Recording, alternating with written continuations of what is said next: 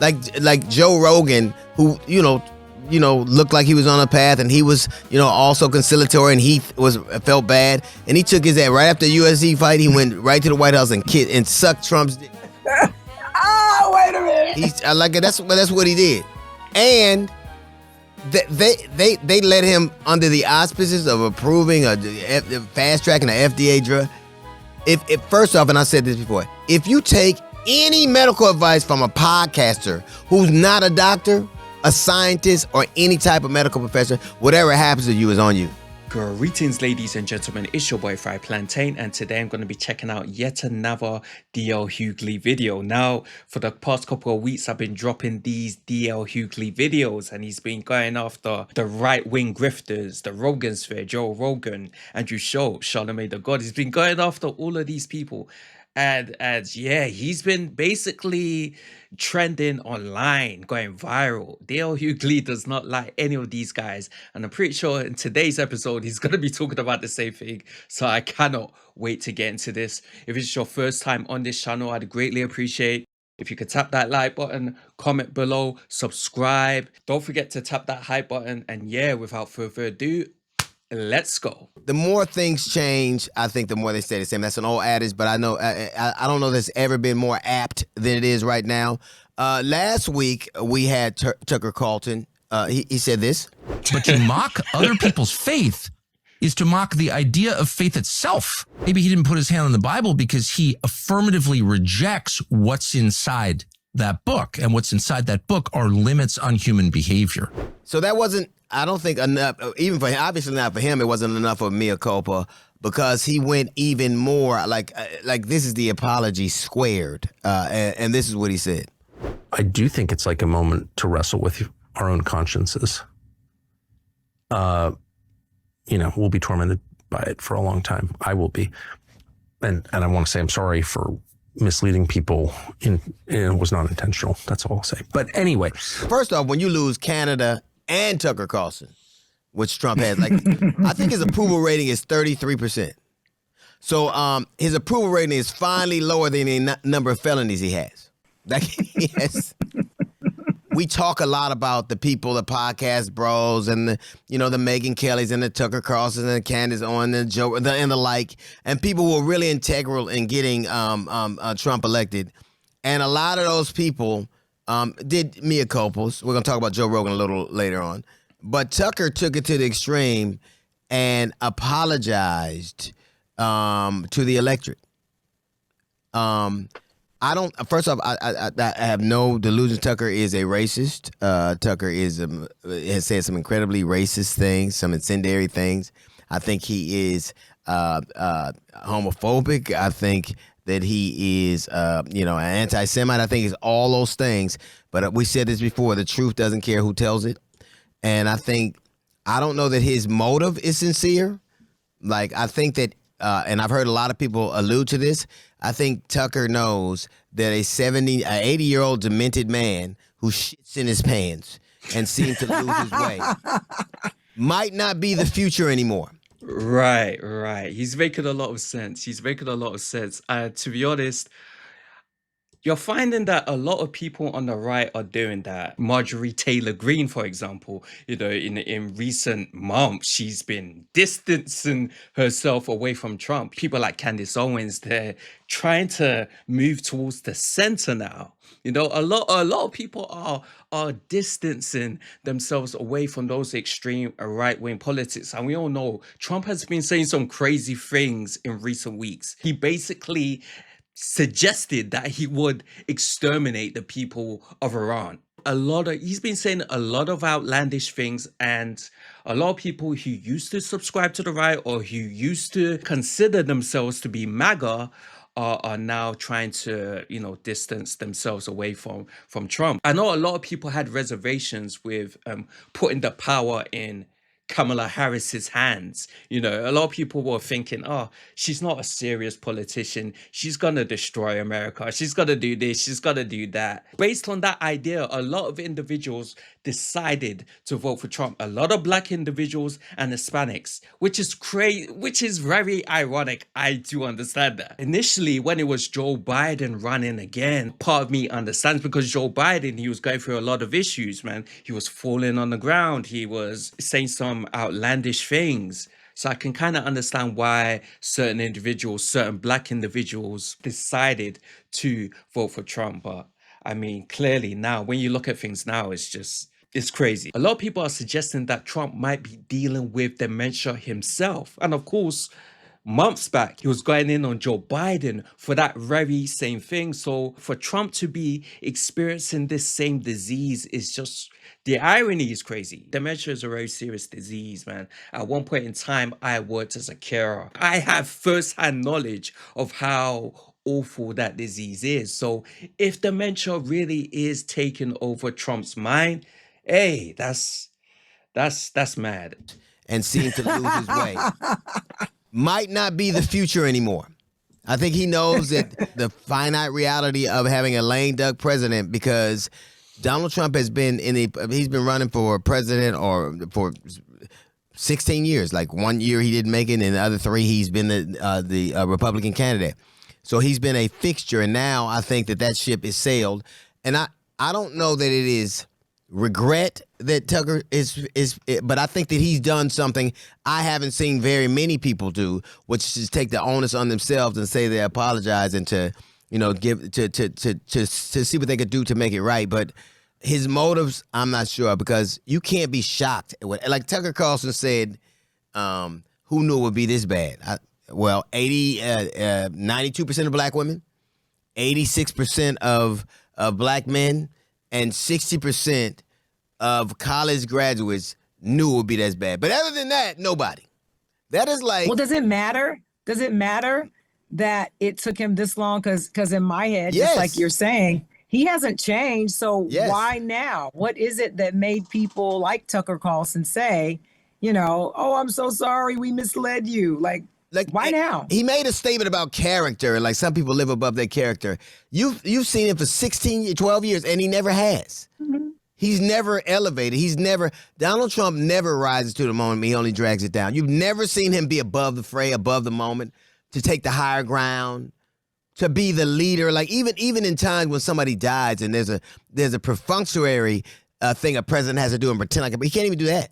He never does that. But that would be like hiring a crackhead babysitter and then being shocked the baby and your TV gone. I can't believe it would happen. We're in a situation right now because you weren't misled, you were seduced. You liked what he was saying and you liked who it was happening to. And now, no one, I think that as bad as it is, the only people who are or pretend to be shocked are men and women like that. Because everybody knew that this was going to happen. I think that Donald Trump is the starkest example of who America is. You can't pick a guy to represent you. You can't vote for a guy 3 times. You can't call him the leader of the free world. You can't willingly like he wasn't a dictator that forced people to vote for him. It wasn't a military. It was he used the election process and was elected. He is what we are. He is reflective of this nation. I 100% agree. And what I find very confusing is how, recently there was that whole Donald Trump Jesus AI picture that, was going viral that Trump posted. And a lot of people found that surprising. A lot of people honestly, I'm sorry. A lot of people honestly thought Donald J. Trump was like this proper conservative Christian. I mean, obviously not. He's simply a businessman. And he realized that a lot of people on the right, a lot of working class, disenfranchised young white men, and even women, they needed a hero. They needed someone to look up to. They wanted some kind of hero. And Trump decided to fill that in by, pretending to be this nice, moral Christian guy. He's a hustler. You know, it reminds me of Jim Jones way back in the 70s. I believe his name was Jim Jones. He basically sold this perfect image of like the moral Christian white liberal man. And because of that, a lot of blacks loved him. He ended up leaving America and he took his congregation with him. I can't remember exactly where it was. Was it maybe Guyana? And yeah, he set up shop in the middle of the jungle. All these black people praising him. They think he's this fantastic preacher. And what ended up happening is because of all the drugs he was taking and all the paranoia and all the, allegations of abuse within the church and the congregation, he ended up forcing poison upon his own congregation, cyanide. I believe it was like 700, 800 black men, women, children, some of them white, but primarily black men and women and children were forcibly injected with cyanide and they died just like that. 800 bodies just like that. It's insane. It's insane. And I hate to say it, but I do see shades of Jim Jones when I look at Trump. I do see shades of Jim Jones when I look at MAGA, and I see the way they kind of praise the guy and they love the guy. So yeah, I do find it very surprising. Donald J. Trump comes from a business family. He's a businessman. He saw what was happening in America. He saw all these angry young white males, and he decided to use them and exploit them. And now everyone's surprised because he's basically trying to say he's Jesus Christ. Well, no shit. I mean, come on. He was always like this. It doesn't take a genius to work that out. I'm sorry, guys. He is what we are. He is reflective of this nation. We are ignorant, we're bellicose, we're fat, and we're arrogant. And he's all of that. And you can't say he's not when even now, every metric, the economy, on the economy is 30%. His overall approval rate is 33%. But he's well over 70% when it comes to Republicans. They approve of what he's doing. It's only the independents. It's everybody who doesn't have an R by their name, everybody else. So he's a But that's what I don't understand. I just help me understand that from your perspective, because he's the same person. And how do I trust this Tucker Carlson or all of these other podcast bros who are now coming out saying, you should have never trusted them. Oh, you should have never trusted. Well, the thing is, and I think that is what they're doing. Now, this is as close. This isn't for our benefit where they feel so. I don't think this is for the good of the nation to lay on to hoist yourself on your petard. It's not that. It is that he knows the podcast realm is going to have to exist. He's going to have a place in it, and Donald Trump ain't going to be there no more. He's still going to have to exist. I don't think like Joe Rogan, who looked like he was on a path, and he was also conciliatory, and he felt bad, and he took his ass right after the UFC fight. He went right to the White House and sucked Trump's dick. That's crazy. That's what he did. And that's crazy. They let him under the auspices of approving fast tracking an FDA drug.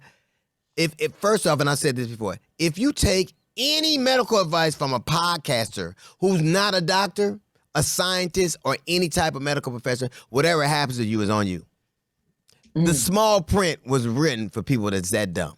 And so basically, D.L. Hughley is talking about how, Joe Rogan went to the White House and was there when Trump decided that he was going to put forward this executive order to accelerate clinical research into psychedelic drugs, notably Ibogaine.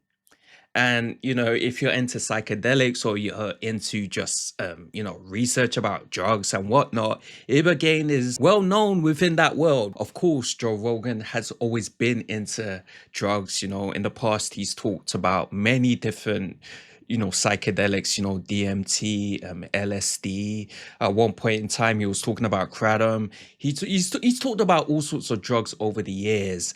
And so it makes sense that Joe Rogan would be excited about this. Now, D.L. Hughley does make an interesting point. Joe Rogan is not a specialist. He's not a bloody doctor. But at the same time, it's like, you have to look at the pharmaceutical industry, man. The pharmaceutical industry is really it's really putting a strain on people's bank accounts. Let's be honest. I believe it was last year when I can't remember his name exactly. This young man, this young American man, decided to take out the CEO of a big health insurance company, and so many people struggle with paying for treatment, especially when it comes to drug addiction. And ibogaine, just like Joe Rogan said in the video, there's a lot of research that suggests that ibogaine helps when it comes to drug addiction. And drug addiction in America is terrible. We've all seen the videos. The fentanyl epidemic is taking lives, man. You've seen these guys literally hunched over walking. You get the same here in the UK too. Certain areas of London, certain areas of Manchester. Fentanyl and opiates are completely destroying lives. So I kind of understand where Joe Rogan is coming from. He's not a bloody doctor, he's not a bloody specialist, but at the same time, I feel like he does kind of have a point. There needs to be a third way, because clearly, all these drug treatment centers, maybe some of them are helping. I'm sure a lot of them are helping, but you do get certain addicts that are constantly going through the system in and out. They go into rehab, they come out within 1 week, 2 weeks, 3 weeks, they're back on the drugs. They're back to, getting a fix. They're back to, stealing and, smashing up shops to either claim their drugs or to steal goods and resell those goods for money so they can buy their drugs. Drug addiction is a massive issue. And if there's another way to kind of get off drugs, whether it's ibogaine, whether it's, some people go on these wild retreats and they take ayahuasca, there are many different drugs out there that might help with addiction. And if they can help, if they can really change people's lives for the better, my thing is, why not? Why not? Now, where I do agree with D.L. Hughley, I wouldn't, rely solely on Joe Rogan. I would do my own independent research. Any logical person with an IQ higher than 90 is going to do their independent research anyway. Unfortunately, you do have individuals who just switch on YouTube and they just listen. They don't really go away and read. So I kind of understand where DL's coming from. The small print was written for people that's that dumb. And that just shows you Donald Trump knows these people. He knows how they are. All I got to do is either I can threaten them or throw a bone at them and they'll be right back. Yeah. And the problem so no is, FDA, nothing. All he has to do is say something nice to them, say something mean to them, or give them something. You went from he's blowing it and the Trumpers are weird to basically give him a hand job and behind the desk. You did all of that for nothing.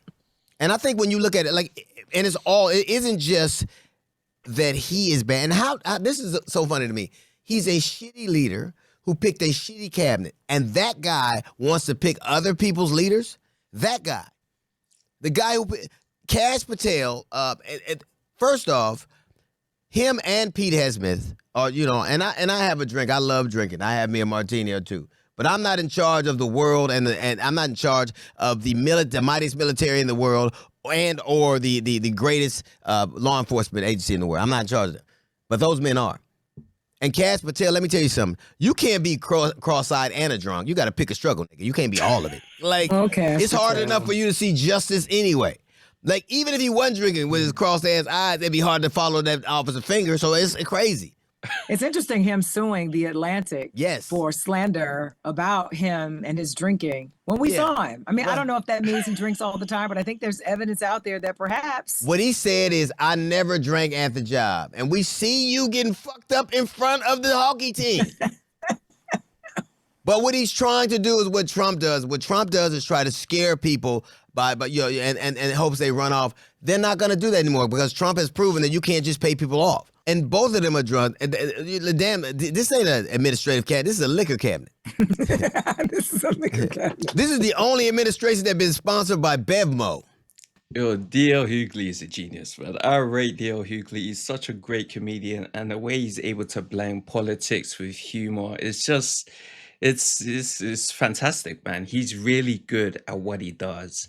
Really good at what he does, man. I've been a fan for many years, but obviously in within the last maybe 2 or 3 years, DL Hughley has completely, submerged himself into the world of politics because he believes it's necessary as a OG in the game to really showcase and express his voice. So yeah, man, I got a lot of love for DL Hughley. He's a great guy, very intelligent, and yeah, interesting points. When it comes to, this whole Ibogaine thing, I'm gonna take a step back and just wait and see how this transpires because I think it's very interesting. I feel like the American public should have choices. I feel like people in general, the average Joe, should have choices when it comes to treatment. It shouldn't just be these pharmaceutical drugs. It shouldn't just be, going into a hospital and having to pay thousands upon thousands to get treatment. There should be other ways. There should be other techniques, man. We're human beings. We're just animals at the end of the day. And before modern civilization, before modern medicine, a lot of people are taking all of these different herbs to kind of get through life. And I say, if you actually do your research, if you actually do your clinical trials, let's see if this shit works. And if it works, yes, let's start using it.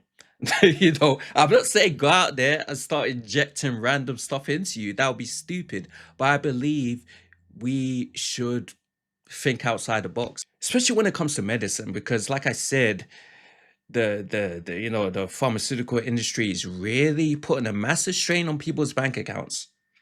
A massive strain. And a lot of these insurance companies are not paying out. So what are you gonna do? What are you gonna do? It's a very, very bad situation going on in America and even here in the UK. People like to bang on about the free healthcare, but the truth of the matter is the NHS is struggling. I know that firsthand. People who should be getting the right treatment are not getting the right treatment. I know that firsthand, trust me. But guys, let me just leave it there. Hope you enjoyed this reaction. Make sure you like, comment, subscribe, all that good stuff, and I will see you later.